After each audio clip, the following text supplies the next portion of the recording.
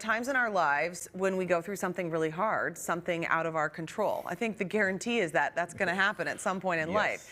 There might be a big change, like maybe you get fired from your job, the loss of a child, moving away, or you experience deep hurt like a divorce. Yeah, or you know, when your kids aren't cooperating like they were yesterday for you. And then you cry in your car. Yes, you do. Well, so when things get hard, we can find ourselves kind of stuck on them, right? We chew on those situations in our head.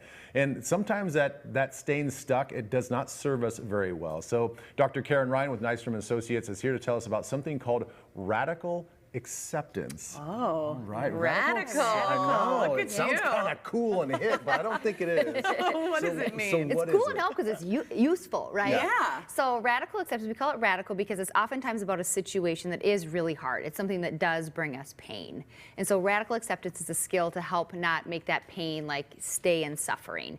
And so it is accepting of something that is outside of our control, and then another piece is then without judgment. Okay. And so it's learning to accept something that's out of our control. Yeah. Kind of, it is what it is, or this is my reality. And so being able to kind of name that as the truth, even though you don't like it and even though you don't want it to be that way. So things that are out of your control and non-judgmental. Boy, lady, that is not easy. For people who like control and like, Tell me about this. Yeah. How does one do this? yeah. But so let's take, so we brought a couple examples. Like, Yeah. let's say like somebody loses a child, right? Obviously not under their control.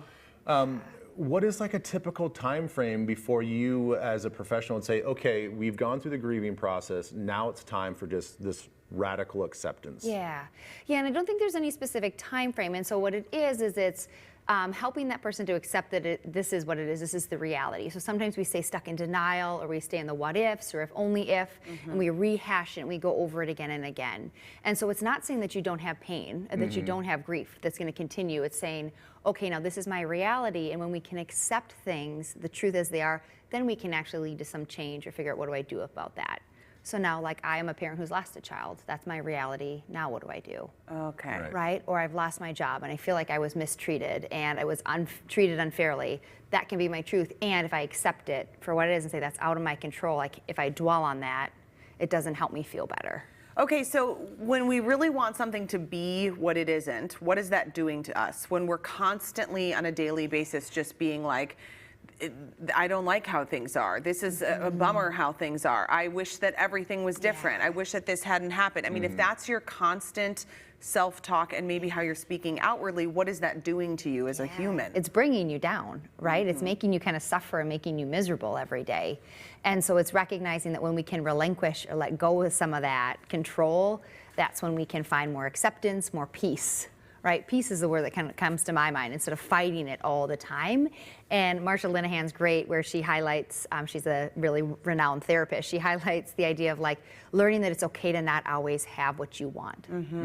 Right? And so it's really like being able to let go of that illusion of control, that illusion that we actually have control over things. So you think about when you're super mad in traffic, you're like, just get going, come on, let's go. And you're really like, I can't change traffic. Like me sitting here and getting angry in my car is not going to help me. Right. I'm going to breathe and like put on the radio. Right. And so it's recognizing the times like we get really upset about little things and that doesn't serve us. Radical acceptance then is those big things as well. Now, I'm guessing that because we all have kids and we're kind of going through this stuff, and now as adults sometimes we're learning these things for the first time. I'm guessing this is something that we can probably do with our kids sort of out loud and verbally, like you're sitting in traffic, and they can kind of pick up on some coping mechanisms as a child to kind of build. 100%.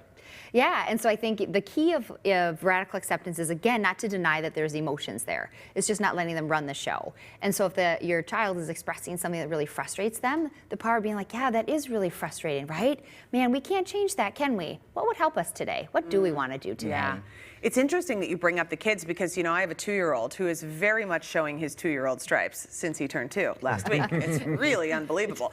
But you can see, like, wanting control over things is it's like innate within us. I mean, it's Yeah. kind of hard because I feel like it is somewhat of our instinct, like our survival instinct to want control, because he's 2 and Yeah. he is like constantly looking for things like I was telling you the other day, I want ice in cup, big cup, ice in cup, Yeah. big cup. I mean, this is it. Yes. Like, That's it. He's thirsty, but he wants to Yes. control the Yeah. dynamic of how Yeah. that thirst is satiated. Absolutely, and feeling like it has to be his way or it won't be okay. Yes. Right. And the challenge is they don't have those emotion regulation skills and that logic to pull in, right? But sometimes we are like that as adults too. When things don't go our way, we kind of throw that tantrum as well. And Okay, so it's Yeah, husbands really do. Hey, no. Just probably not you, but mine, whatever.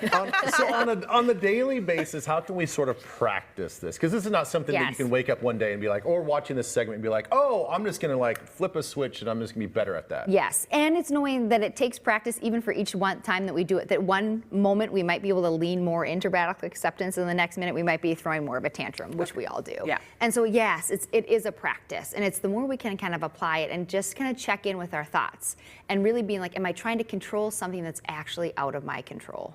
Right? And then what would it sound like if I shifted that? Well, it is what it is, right? Or I can't control other people, I can only control myself, right? Or I'm good enough exactly as I am. And so it's those kind of learning to shift that language of, instead of wanting things to be different or ruminating on the past, it's, well, this is what it is right now.